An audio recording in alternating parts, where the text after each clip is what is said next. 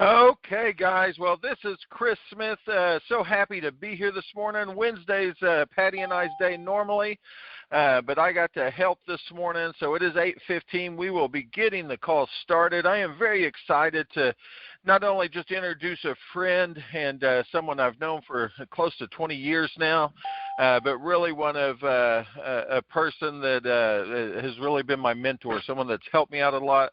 Someone I am proud to consider my friend as far as his achievements. Man, talk about success in our industry. This guy has done really, really well. I Googled him to see what Google said, and, I find podcasts with Richard Brooke where he's being interviewed, and I see books that he's co-authored and written off on. I see Success from Home magazine where he's been featured multiple times. He is very successful in our industry, knows how to build business, knows how to encourage and help people, and I am just so thankful for knowing him and being able to introduce him this morning. So with all of that, I'm excited to turn it over to Andi Duli. There you go, Andi. All right, Chris, good morning. For a moment, I thought you were going to introduce somebody else, but thank you for the kind words. Man, you know how to make somebody feel great. So I appreciate that. That's really good leadership.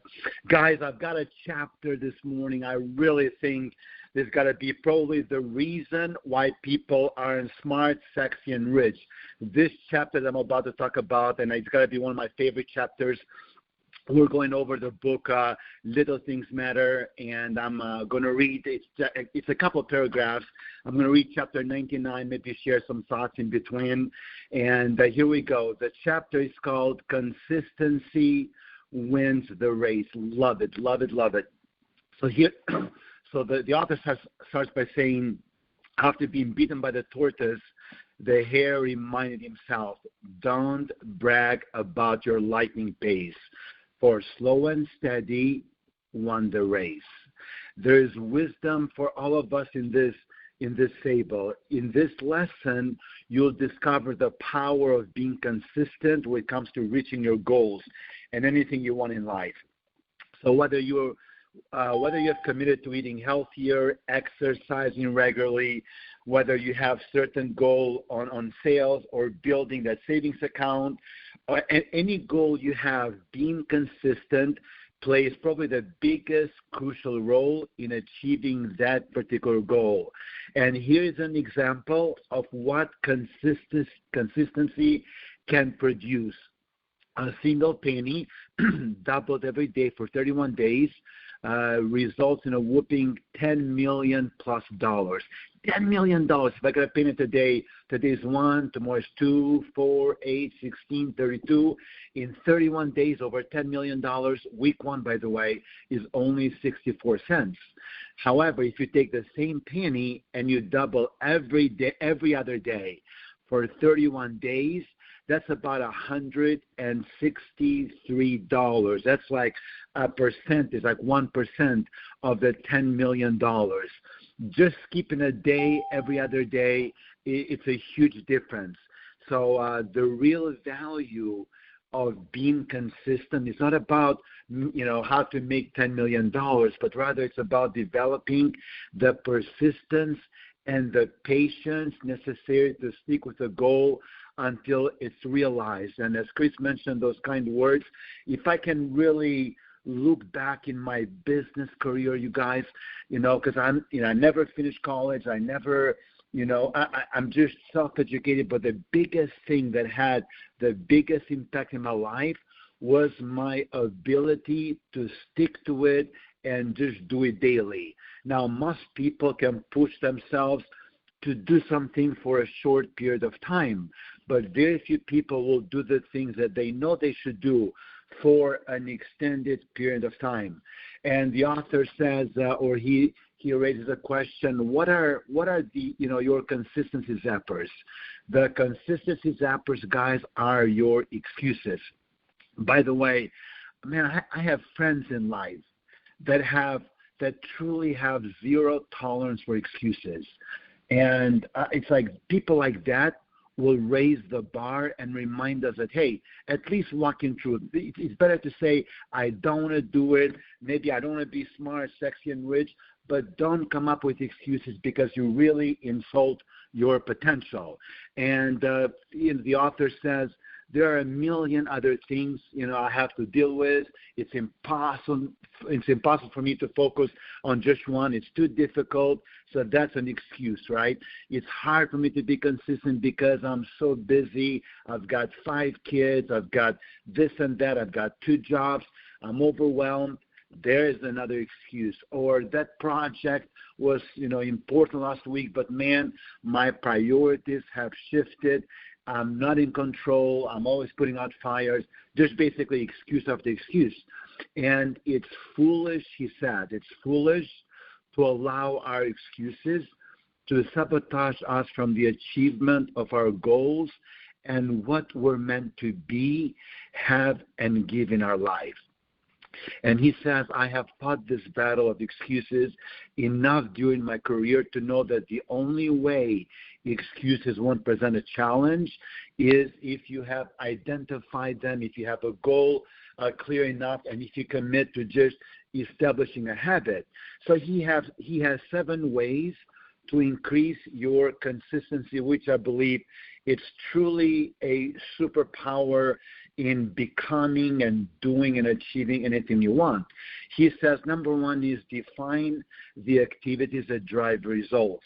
I love the Pareto principle, you guys. The Pareto principle basically says that 80% of, or maybe 20% of all we do amounts for 80% of all the results. In other words, a handful of a few things we do brings the biggest results. And yet most people focus on all the majority of things that do not move the needle.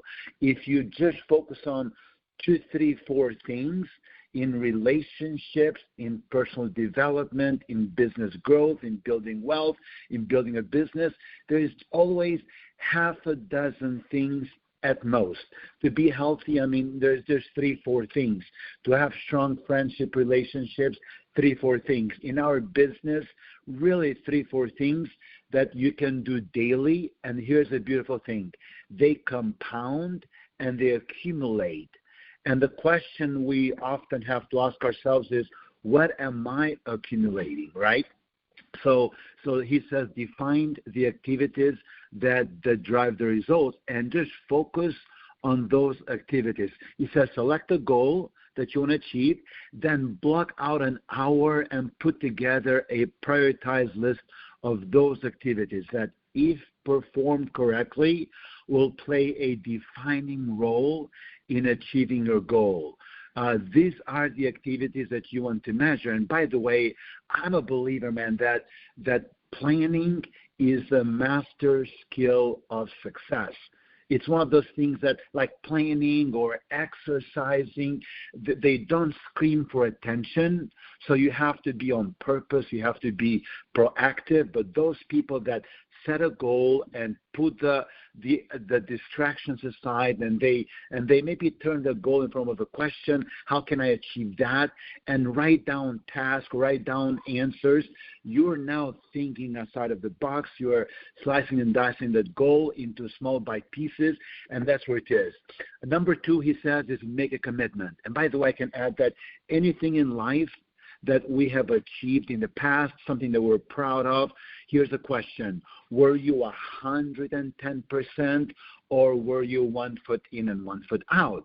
And most people say, well, when I become more successful, I'll throw my heart and soul in, and I'll jump in with both feet. No, it doesn't work like that. When you make a commitment first, when you jump all in, that's when the magic happens. So after you identify those activities you need to accomplish to achieve that goal, he says make a commitment to do them daily, to do them consistently. Include periods of time that you'll allocate to those activities. Like I love to exercise, and sometimes when I travel and so forth, I have to find a local gym, or I have to go to maybe the hotel gym, even if I have a modified version of 20 minutes. And here's why that's important: to strengthen my goal, to strengthen that habit. If I don't do it, I'm strengthening the neglect. And so number 3 says, don't allow excuses. And I can truly say that I respect those people that when I look at them, I'm like, man, that person has zero tolerance of excuses. That person, they're transparent, they're authentic, they're just strong. They walk in truth. So resolve right now that you will not permit yourself to make any excuses. You don't have to have a goal. You don't have to move forward, even though, the question is, if you can do better, should you? If you can have more, do more, become more, earn more, should you? The answer is, why not, right? But at least let's not lie to ourselves, because if we lie to ourselves, it's hard to change and improve or build upon a lie. Number 4, and this is huge, set up routines. Establish a routine to do your daily activities. Man, I'm a believer that show me your routine, show me your calendar. I will show you where you're headed. I'd rather have somebody that has zero education, zero formal or anything, but they are a doer. They move, versus somebody that's super smart and super sharp, and they're just, those people sometimes can get themselves, outside of a bag, if you know what I mean.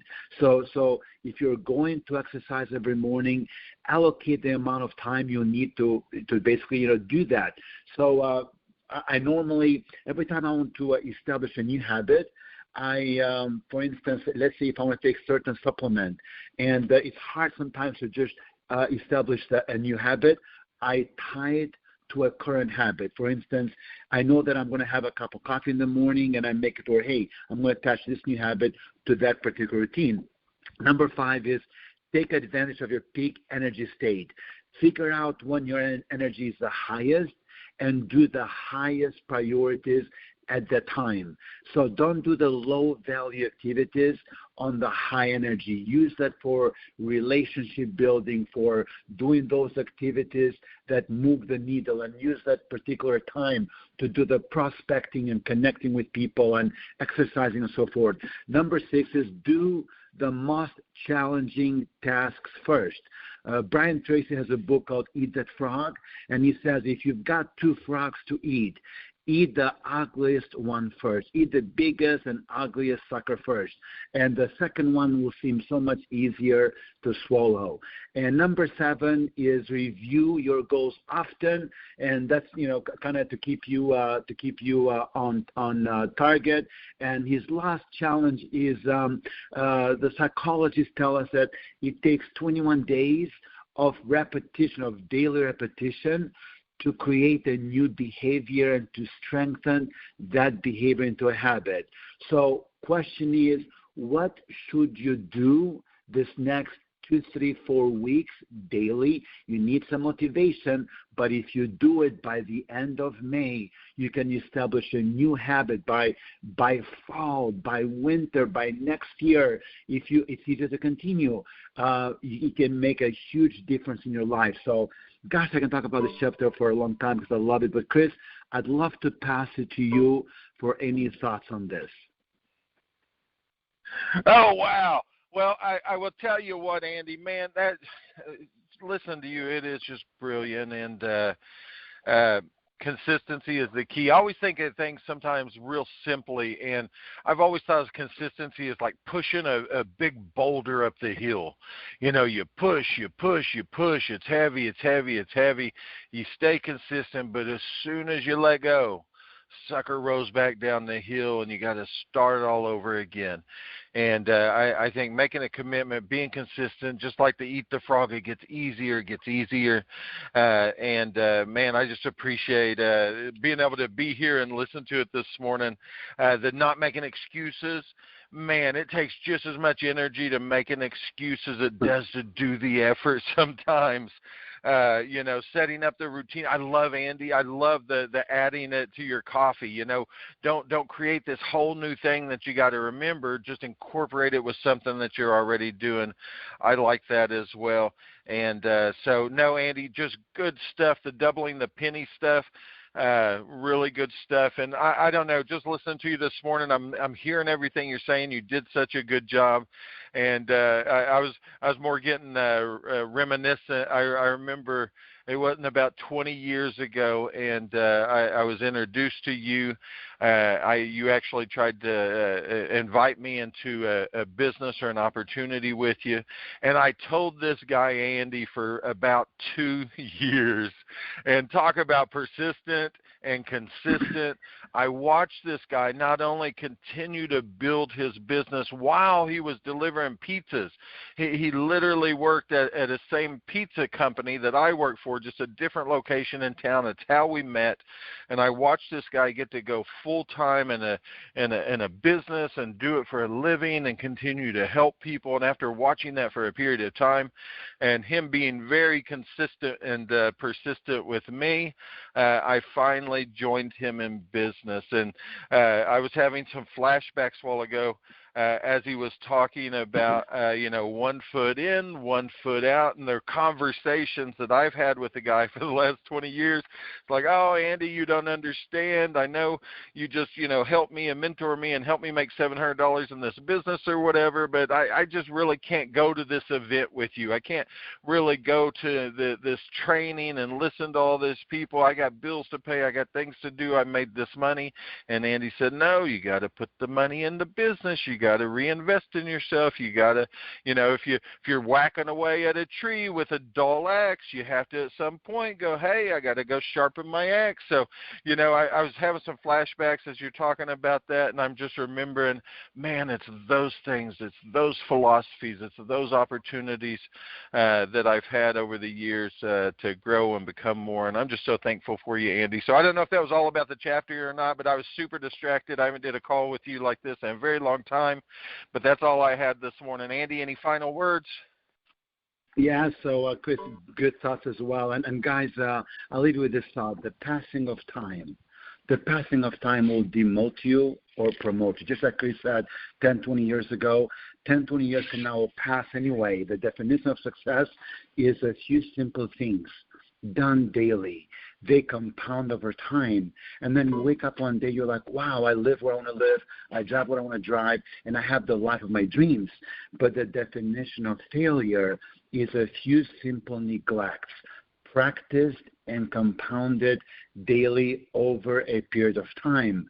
So it boils down to what are you doing daily consistently that's going to compound over the next 2, 3, 4, 5, 10 years. And you're going to wake up one day and you're going to be either so proud or you're going to feel remorseful. And it all boils down to what you choose to compound today. With that said, appreciate you guys being here this morning. God bless you. Chris has opened up the lines. Goodbye.